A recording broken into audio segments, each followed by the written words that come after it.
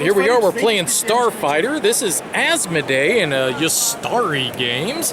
And I am here with Eric, who did a fabulous job explaining this game. And don't forget, I gave you the card. You're going to be able to see yourself on the video now. Look forward to it. So basically what we're doing is we're going to be playing cards out of our hand. These are our Starfighters that got special abilities. I could play the generic side, which means that I could place at any level on my board.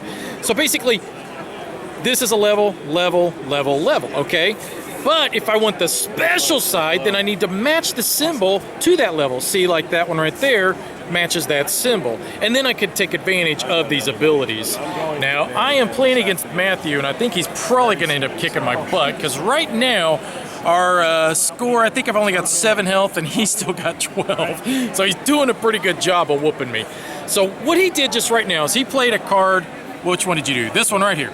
Now this ability allows him to just move one ship from one column to another, his or mine, and he decided to move these all the way over to here. The reason he did that is because the board here, whatever ships get through, according to this column and this column at the moment, is going to do damage to the opponent. So for instance, I got fighters here, and if he doesn't place anything else here, then I would get, 1, 2, 3 attack coming at just his one attack. So he would take 2 damage.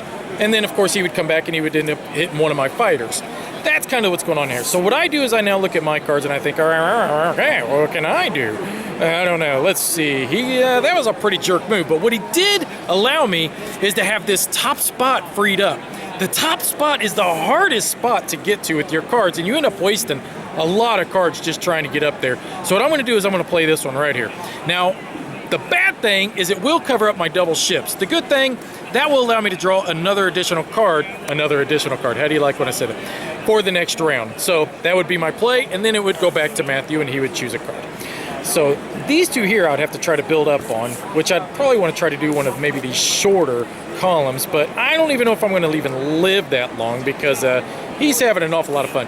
So what he did here is he played this one at the top. That allows him to destroy any one card on the board. He chose my best one, which once again can free up that top spot for me if I wanted to. I'm going to go with this one. I'm going to play it right here, face down. So basically, when you play cards like this, what it allows you to do, this is the generic side, okay?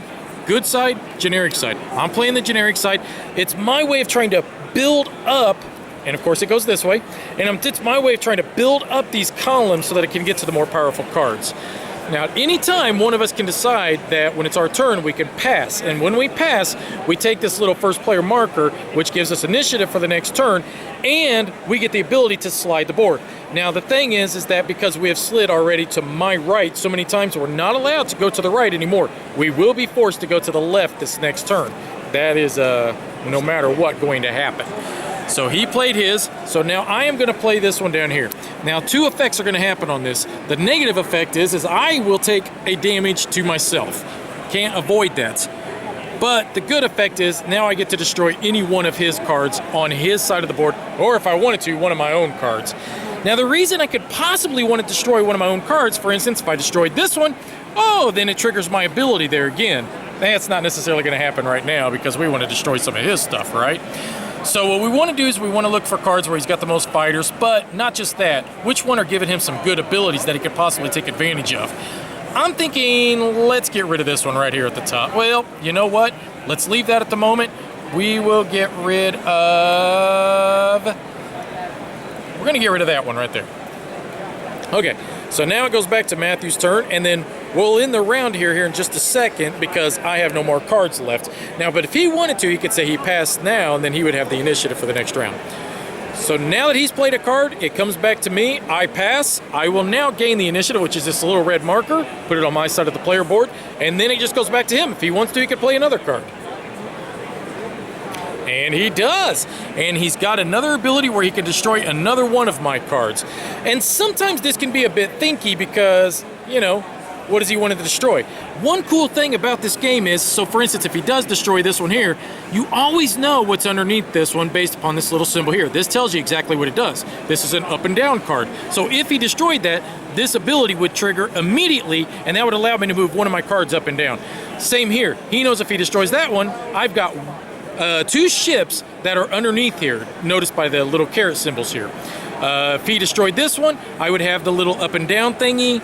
This one here, 2 carrots, and of course he could destroy that one, whatever, because there's nothing on top of that one. And this one would probably be a good one too, because that's 3 fighters. It could very well come into play, may not, who knows. All right, so he had decided to destroy the triple ship. So now, because I'm the one who passed first, I can decide to slide the board, which I will. And I'm gonna slide it over here to the left. Now what happens is I choose which direction do I want combat to take place first. And this, now that we've got a lot of ships on the board, this kinda does have meaning. I'm gonna choose that we start from the left and we work to the right.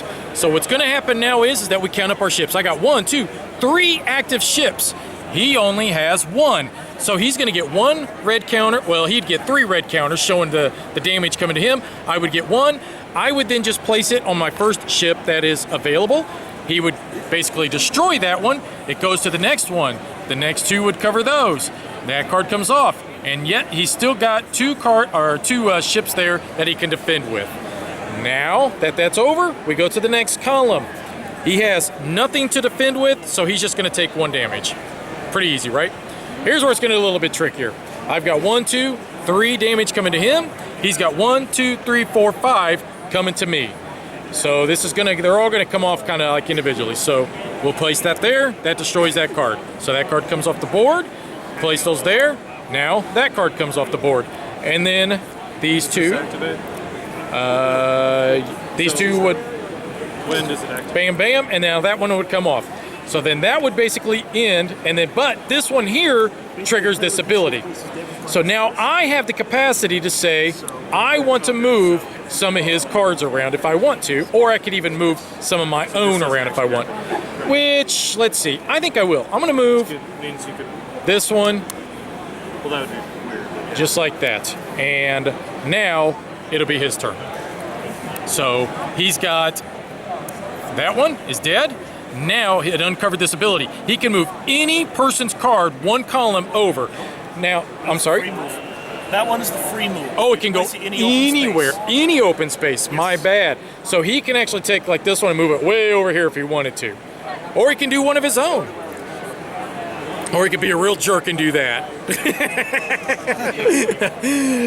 And then of course it continues.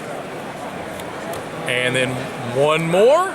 And then that one that he uncovered, this little here, it's gonna give him an extra card to draw. Because now what's gonna happen is, everything's finished, all damage is taken care of. Now we're gonna draw based upon how many open slots that we have here in front of us, plus how many of those little abilities that we triggered based upon that card that he had. So I would end up getting 3, I believe, because I believe I get this one, and then 2 more, and then I believe he would end up getting 3 as well. So Matthew was able to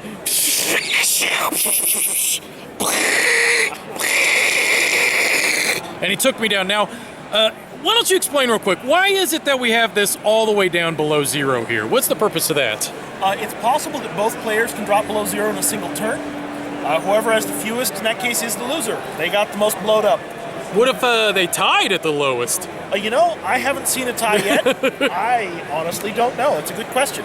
Hey, by the way, great job, man. You totally, this is like, it's card mayhem. Is that what you just said? Cards in hand. Cards in hand. Whoever has the most cards in hand win. This game is about combos, and you're trying to cover up the right cards to be able to create the right combos. Obviously, you want your ships showing, but at the same time, you want these cool abilities down below, so whenever these ships blow up, these abilities trigger, and then bam, something special is going to happen. You don't just want the ability to trigger once. You want it to happen multiple times. This is a really, really cool card game, a neat skirmish, only 2-player. I tell you what, I could play this again and again. All the limitless combos that you could create here, this is a fantastic. Oh yeah, not to mention, there are like faction-specific types of boards. See if you notice there's like different columns. Notice how this one is, it's like high, high, high, low, low. And then these are set up different. Plus, look, if you cover up this one here, you would lose 2 cards on your draws. So in other words, you would draw 6 cards, but if you cover that one, you're only gonna draw 4. So lots of neat combos. Really highly recommend this one, man. This is a lot of fun.